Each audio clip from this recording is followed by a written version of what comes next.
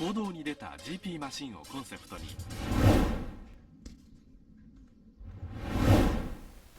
皆さんこんにちは。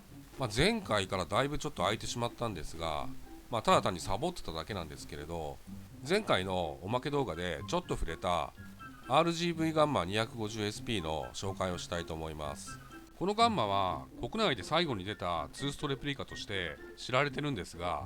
レプリカブームが終わろうとしていた96年に出たので、販売台数的にはトータルで2200-300台程度だったみたいです。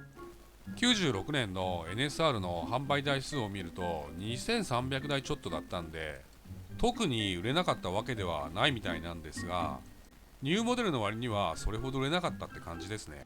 1996年というとレプリカブームの最後の最後なんで、その時期にスズキがフルモデルチェンジでこのガンマを出してきたんで、発売の発表があった時にはみんなびっくりしたそうです。というか売れないのが分かっているのになんで出すのっていう感じだったみたいですね。ただ乗ってるうちにあちこちぶっ壊れていじくり倒してる間に感じたのは、この最終型のガンマは最後にスズキが技術力を誇示というか見せたくて出したんじゃねえかなと個人的には感じました。特にこのガンマの大きな特徴は、エンジンがマスの集中化を促進するため90度から70度になったことと、ツーストレプリカ初のセルモーターがついたってとこですかね。このセルモーターは脱着可能で便利にするために取り付けられたわけじゃなくて、エンジンからキック機構をなくしてコンパクト化するためだったみたいです。セル自体の重量も 700g しかありません。それとこの車両は開発の経緯がちょっと変わってて、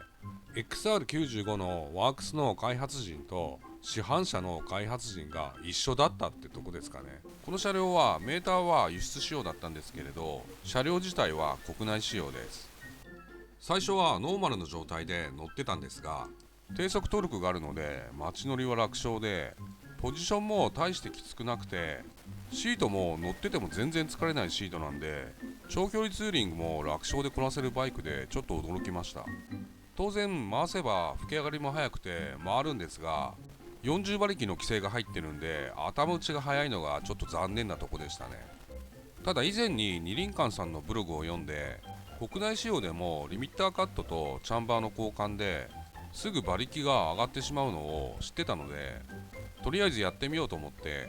リミッターカットとチャンバーを購入しました。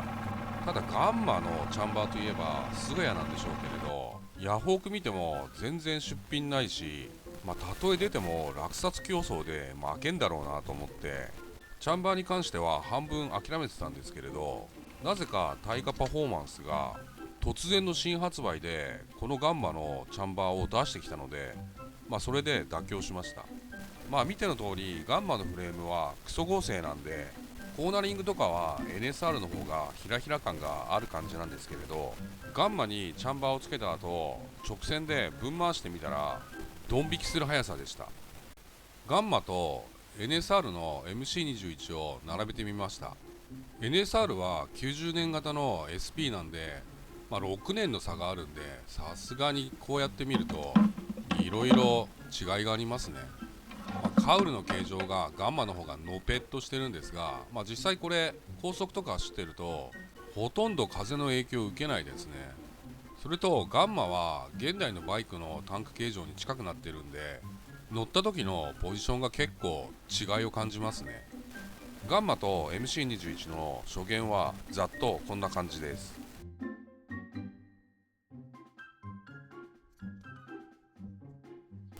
右のサイドカール付近はキックをなくしているのですっきりしてます。それとたまにこのガンマがラムエア搭載とか解説しているのがあるんですが、車外キットをつけない限りラムエアにはなりません。ノーマルの状態ではただ単に新しい空気の取り入れ口です。ちなみに整備性は NSR と比べたら数段悪いです。いろいろ壊れた箇所の説明はちょっと後半でするんですが、この時代のバイクの最大の悩みどころがセンターシールですよね。NSR はまだ新品でクランクが出るんでそれほど悩む必要もないんですが、このガンマはもう完全にスズキから見捨てられてるんで、クランクもピストンもピストンリングも出ません。ピストンに至っては NSR みたいに共用できないので左右別々で必要です。このガンマのクランクも井上ボーリングさんでラビリンス化できるみたいなんですが、部品がそのまま使えたらの話ですよね。ただ NSR と比べて設計が6年新しいので、 NSR は MC21 の後期型からクランクへ直へ流れるオイルラインが1本増えましたが、このガンマはラインが3本あります。最初にいじり始めた頃、クランクのベアリングとセンターシールにそれぞれオイルラインがつながって対策されているのを見て、鈴木すげえと思いました。幸い廃盤部品であるピストンとピストンリングを今年の7月に TKRJ さんが販売してくれたので、少し延命が可能になりました。とは言っても NSR みたいに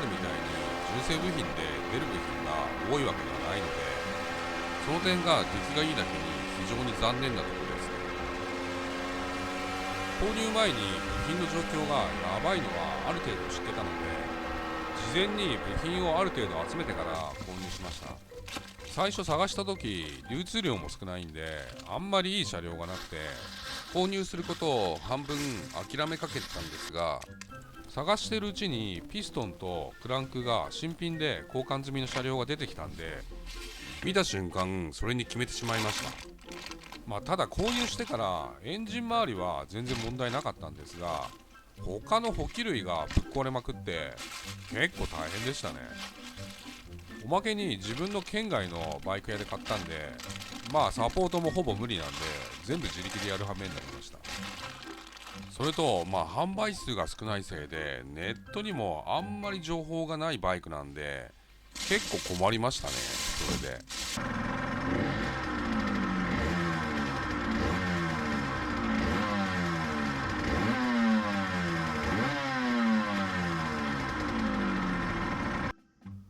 この時代のバイクを購入したら壊れるのは覚悟で買ってるんでしょうがないんですけれど、エンジンのオーバーホールはされてるので問題なかったんですが、補給類があちこち行きましたね。最初のトラブルはただの接点不良だったんで大したことなかったんですが、2つ目のセルはちょっと困りました。まだ部品出んのかなと思って注文してみたら見事に廃盤で、毎回押し掛けはちょっとたまらんぞと思って、鈴木のことだから他車種に絶対利用してるに決まってると思ったんでいろいろ調べてみたら、アドレスの V100 のセルモーターが形状がそっくりだったんで、とりあえずヤフオクで取り寄せました。